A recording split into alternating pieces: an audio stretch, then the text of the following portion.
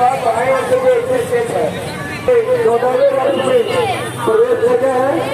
लगातार 14 वर्षों से माता की आराधना हम लोग विभिन्न रूप से आकृति का प्रचार बनाकर माता के पूजन में लगे हुए हैं। सन 2010 से 9 दिवस तक जाना जाता है माँ दुर्गा की आराधना। घूमो काटी घूमो बाबू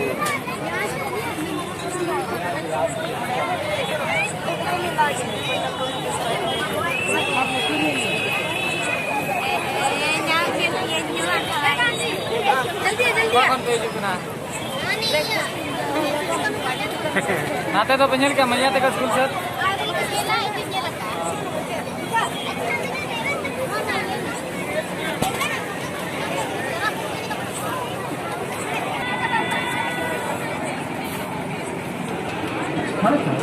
रोने लगता तो मेले में आएंगे उससे उसका गांव का नाच उसे कुछ याद नहीं आता।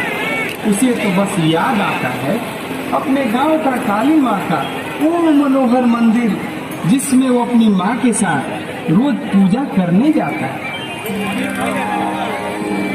काका हो हमरा के रहिया बताई दा बानी भुलाई तनी घरे पहुँचाई दा न जानी गौमा के ना एगो काली माई बाड़ी हमरा गाँव एगो काली माई बाड़ी हमरा गाँव।